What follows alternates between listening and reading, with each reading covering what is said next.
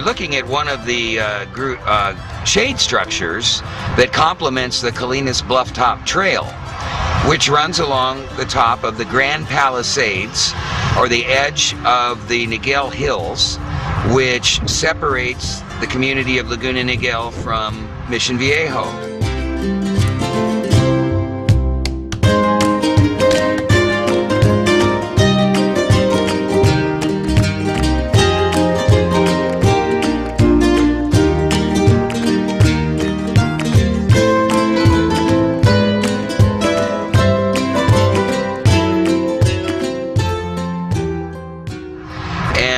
Way back in the 70s, we commenced a program of preserving the Colinas ridgeline, and it actually had its inception in the master plan of local parks and recreation for County Service Area number 3, which was Laguna Niguel, back in the days when Harbors, Beaches, and Park staff managed the planning and implementation of the local park programs for the unincorporated communities. One of the major open spaces that we have preserved in the county that is not regional parkland is the Colinas Bluffs, which thread their way down from the Irvine Valley area into San Juan Capistrano. The trail runs along the top, and there are approximately 600 acres that were preserved. And in the distance you can see the old historic Bathgate Ranch. The Bathgates are one of the great old dynasty families of San Juan Capistrano, and that is probably the last of the old original San Juan Capistrano family ranches that's left intact, and it is for sale and probably will disappear fairly soon. So we're really glad that we could show it to you. This area was also nominated as one of the candidate sites for a California State Historic Citrus Park, but the State Parks Department chose another site in Riverside County.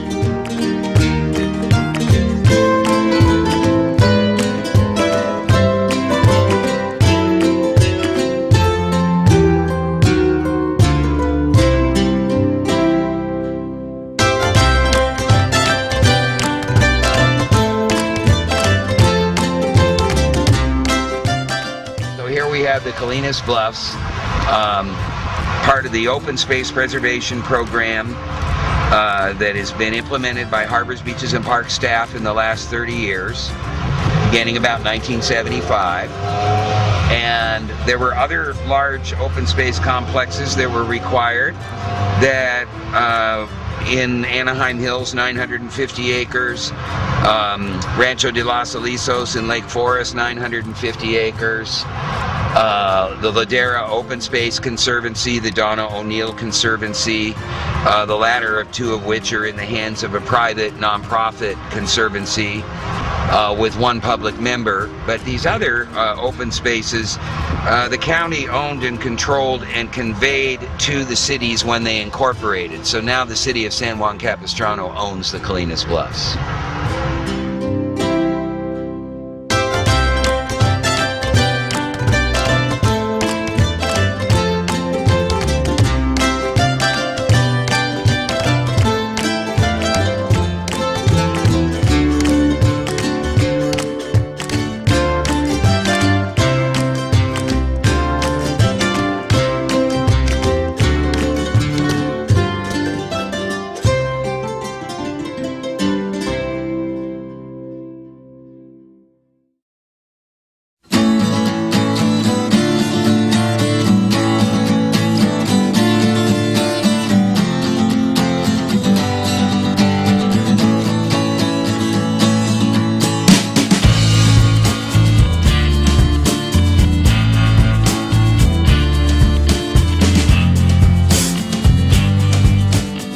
In the distance, we have Chapparosa Community Park, which was one of the 3 community parks that Harbors, Beaches, and Park staff established in the Laguna Niguel Dana Point area, along with Crown Valley and Sea Terrace Community Park, now in the city of Dana Point.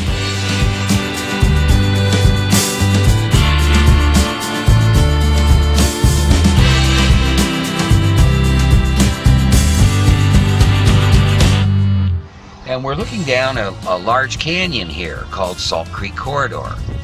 And it's on the old Moulton Ranch, and as you can see, the habitat is degraded because in the 1800s the Moultons ran a lot of sheep on this property, and it did a lot of environmental damage, and maybe someday it'll get restored.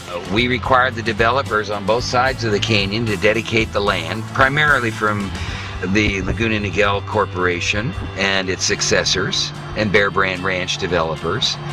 And actually, Salt Creek Corridor has about 400 acres in it and serves as a wildlife corridor connecting the essentially the Aliso and Wood Canyons Laguna Greenbelt area and the Monarch Beach Golf Course up to the Colinas Bluffs. That the hill there in the distance is on the back side of the Colinas Bluffs, and then from there up Trabuco Creek to O'Neill Park in the Cleveland Forest.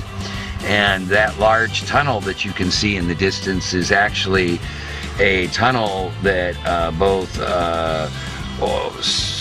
cyclists and equestrians and wildlife can use to cross under Golden Lantern Street to get over onto the Colinas Bluffs and in the reverse direction as well, going towards the coast.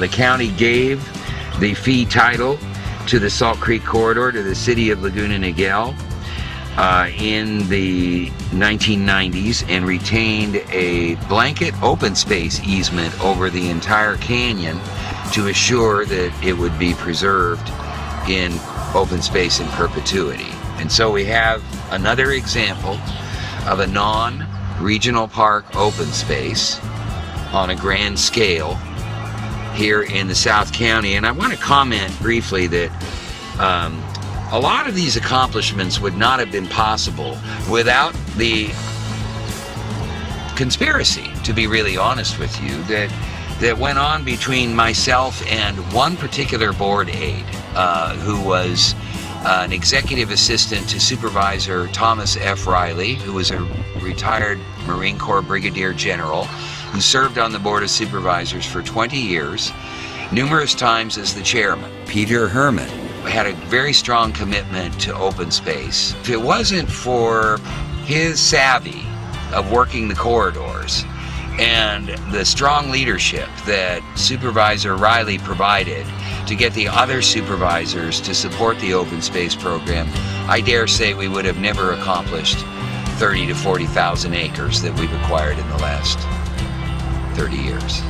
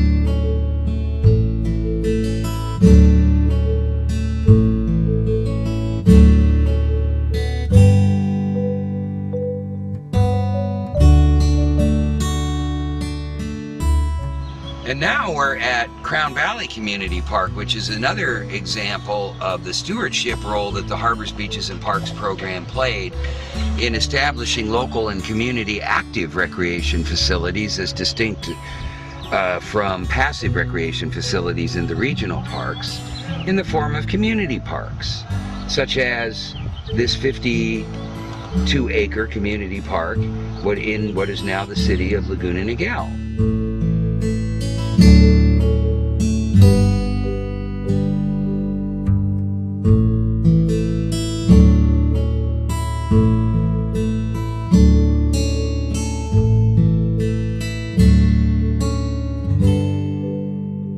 improvements were funded by funds from the local park trust funds and state and federal grants, and to some extent Harbors, Beaches, and Parks monies, and also developer contributions. And as you can see, we have a swimming complex here. The community parks also are characterized as having extensive ball fields and sports courts. And in the distance you can see the Ridgeline open space here in the Crown Valley, which was also part of our open space implementation efforts that has left the legacy of green slopes throughout the communities in the South County, such as Mission Viejo and Laguna Hills and Laguna Niguel and Dana Point.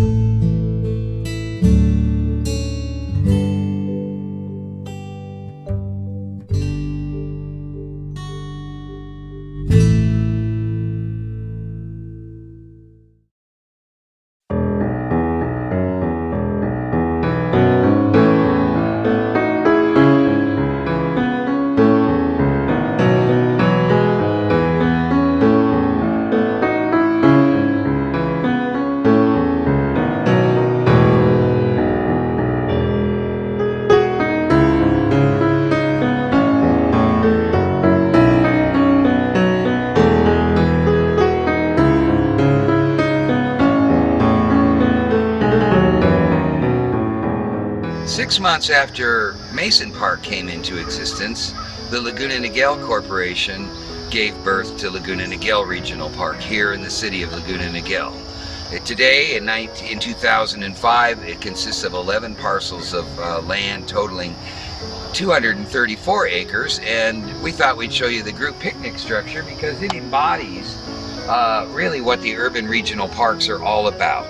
The family and large group activities, picnicking being the most common, with active sports areas such as sand volleyball lots and hardball courts and baseball facilities and so forth.